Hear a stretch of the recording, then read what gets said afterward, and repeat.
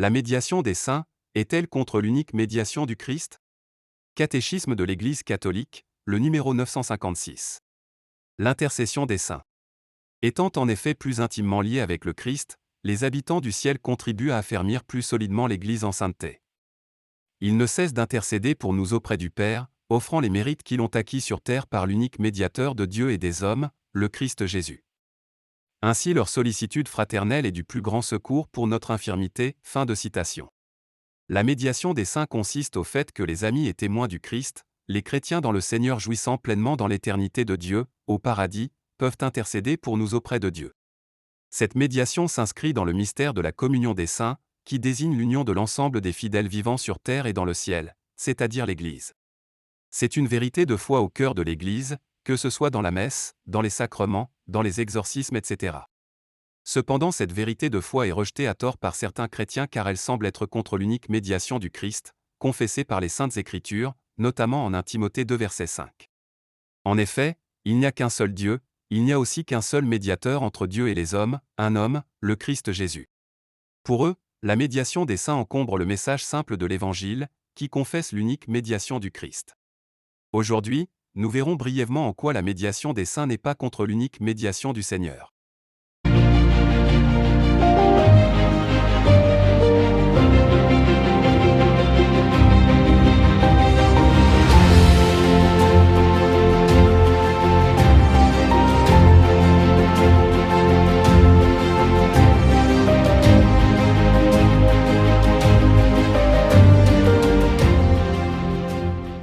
La véritable compréhension de 1 Timothée 2,5. La médiation est une entremise, une intervention destinée à mettre d'accord, à concilier ou à réconcilier des personnes, des parties, des nations. Dans le mystère de la rédemption, la médiation du Christ consiste au fait que le Christ a été et est le seul à avoir réconcilié Dieu et les hommes par son sacrifice. C'est pourquoi dans le même chapitre il est dit que le Christ s'est donné lui-même en rançon pour tous, et que Dieu notre Sauveur veut que tous les hommes soient sauvés et parviennent à la pleine connaissance de la vérité. La médiation du Christ est unique car il est le seul qui s'est donné en rançon pour tous les hommes, contre la puissance du péché et le pouvoir de la mort éternelle. La médiation est aussi le fait de servir d'intermédiaire, en particulier dans la communication. Dans le mystère de la rédemption, la médiation des saints consiste au fait d'intercéder auprès de Dieu, dans l'unique médiation du Christ. Jean 14 verset 6. Jésus lui répond, « Moi, je suis le chemin, la vérité et la vie, personne ne va vers le Père sans passer par moi. » Ainsi il n'y a aucune prière adressée au Père qui ne soit dans l'unique médiation du Christ. Cette confusion sur l'intercession des saints vient d'une tradition humaine protestante consistant à mépriser la participation de l'homme dans l'histoire du salut. Chose que nous allons déconstruire au point suivant. 2. La gloire rendue à Dieu n'est pas atténuée par la médiation des saints. Certaines personnes pensent que la médiation d'un saint enlève quelque chose à la gloire de Dieu. Ces personnes prennent des passages semblant être contre la prière aux saints. Isaïe 42, 8. Je suis le Seigneur, tel est mon nom, et je ne céderai pas ma gloire à un autre, ni ma louange aux idoles. Dans ce passage d'Isaïe, Dieu nous donne de savoir que la gloire qu'il a en tant que Dieu n'est donnée à aucun autre. Et il est évident que l'Église sait qu'un saint n'est pas Dieu. Jean 17 verset 22. Et moi, je leur ai donné la gloire que tu m'as donnée, pour qu'ils soient un comme nous sommes un.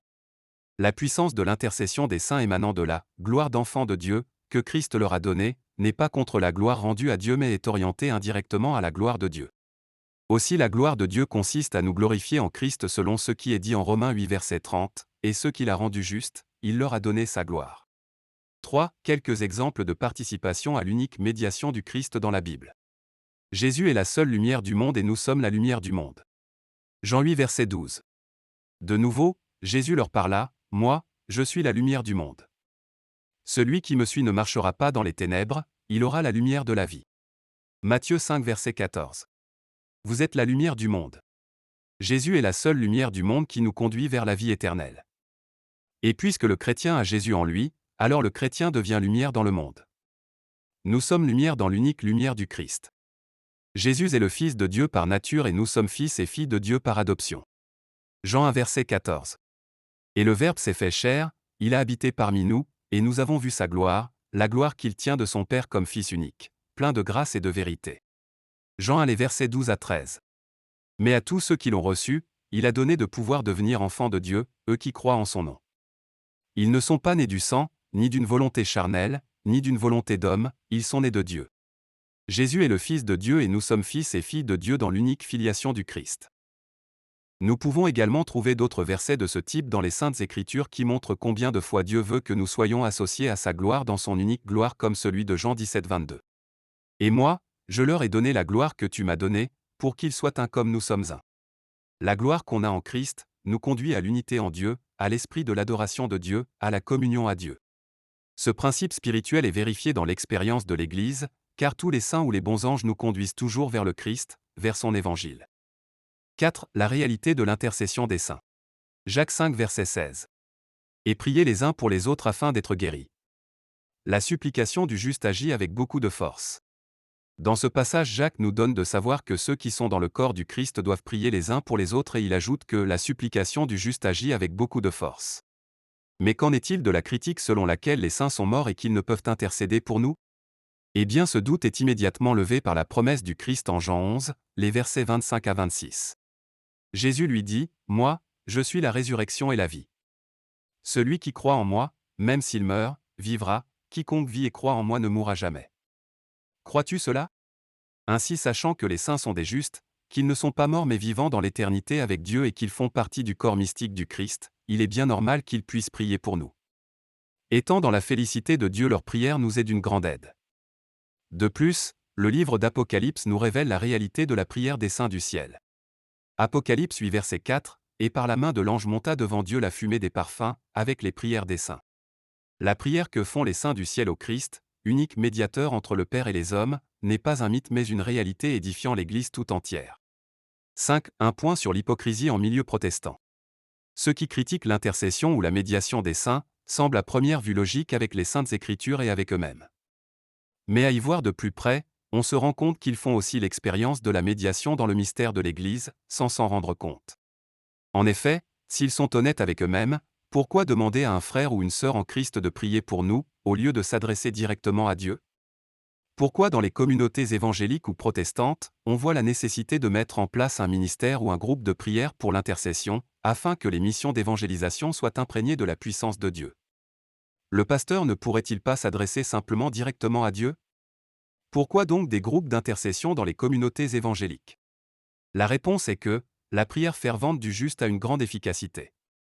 Et, là où 2 ou 3 sont assemblés, au nom de Jésus, le Christ est au milieu d'eux. Ce n'est pas que le Christ n'est pas présent avec nous lorsqu'on prie seul, si le Christ le dit, c'est parce que plus des chrétiens, vivant dans la sanctification, se réunissent pour prier, plus la puissance de Dieu est à l'œuvre. Nos groupes de prière sont donc des tornades de feu contre l'agissement du monde des ténèbres. Et donc, imaginons combien de fois, les prières de l'armée des cieux, des saints de tous les temps et celles de la Vierge Marie en particulier, sont puissantes contre les œuvres des ténèbres. Ce n'est pas pour rien qu'on chante la litanie des saints le jour de l'ordination des prêtres, le jour du baptême, etc. Pour finir, le mystère de la communion des saints est une grande vérité surnaturelle. Ce mystère de grâce implique la médiation ou l'intercession des saints qui est une nécessité dans l'Église, surtout dans sa mission d'évangéliser dans la puissance du Saint-Esprit. De même que nous sommes lumière du monde dans l'unique lumière du Christ, de même aussi les saints sont médiateurs dans l'unique médiation du Christ.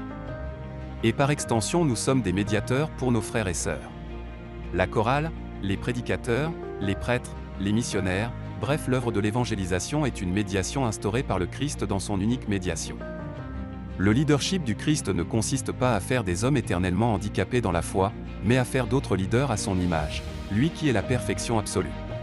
Nous sommes appelés à être d'autres Christ, c'est là le sens du mot « chrétien ».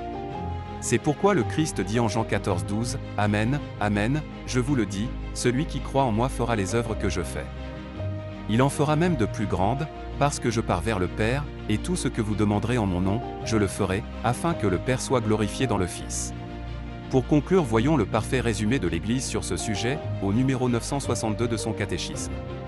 Nous croyons à la communion de tous les fidèles du Christ, de ceux qui sont pèlerins sur la terre, des défunts qui achèvent leur purification, des bienheureux du ciel, tous ensemble formant une seule Église, et nous croyons que dans cette communion l'amour miséricordieux de Dieu et de ses saints est toujours à l'écoute de nos prières.